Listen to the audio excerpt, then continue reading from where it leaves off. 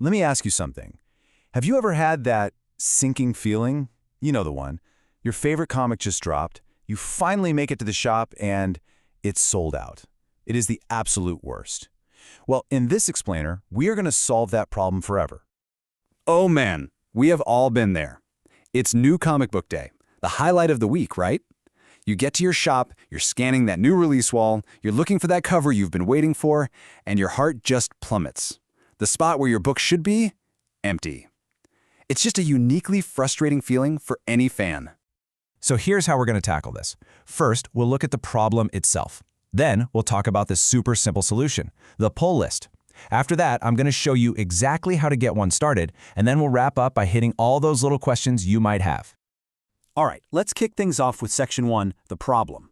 Let's really dig into what I call New Comic Day chaos and, why it happens to pretty much everyone sooner or later.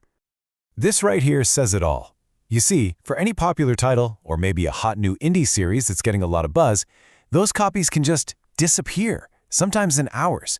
If you don't have a plan, you're basically just gambling that a copy will be there waiting for you. And that's the chaos of the rack. We all know how that ends, right? You're hunting on eBay, paying way over cover price. But what if you could just take all that stress, all that uncertainty completely out of the equation? Well, that brings us right to Section 2, the solution, and it is beautifully simple. Meet the pull list. Seriously, just think of it like your own personal reservation system. All you do is tell your comic shop which series you're following, and they will literally pull your copies from the new shipment and stash them away just for you. It's your own little box, safe and sound. And the benefits? Oh, they go way beyond just getting your book. First off, you're guaranteed a copy. No more missing an issue. Second, shops almost always give their pull list customers first shot at those rare, cool variant covers. Third, it actually helps you budget because you know what's coming. And finally, your books, they're usually in mint condition, never even been touched on the shelf. Okay, so by now a pull list is probably sounding like a total game changer, right? So let's get into Section 3, how to start. I'm going to walk you through the super simple steps to get one set up. So your first choice is, where do you want to set up your list? You can go with your local comic shop, which is awesome for building that sense of community, or you could use an online retailer, which is great for convenience, especially if there's no shop near you.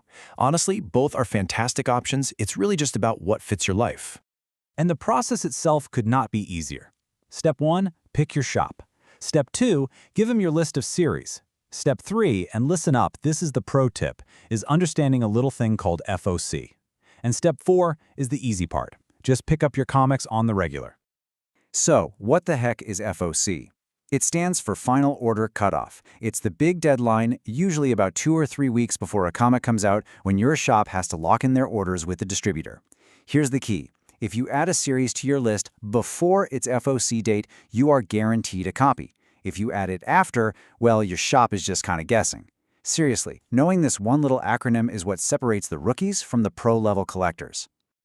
All right, let's wrap this all up by hitting some of the most common questions that people have when they're thinking about starting a pull list for the very first time. And this is always the first one, and it's a totally fair question. Is this amazing service actually free? And the answer is yes, it's free. Shops don't charge you a fee for the service. But there's a catch, and it's all about commitment. You're basically making a deal with them, a promise that you'll be a reliable customer and actually buy the books they're setting aside for you. Okay, next up, what happens if a series you're reading gets a new writer you're not a fan of? Or maybe you just want to try something totally new. Are you locked in for life? No, not at all. Your pull list is totally flexible. You can add titles, you can drop titles whenever you want. Just give your shop a heads up that you want to take a series off your list, and they'll stop ordering it for you. It's really that simple.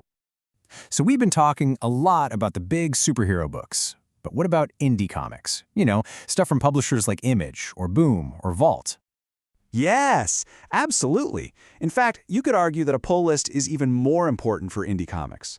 A lot of those books have much smaller print runs, so pre-ordering through your pull list is hands down the best way to guarantee you get a copy and to show your support directly to those creators.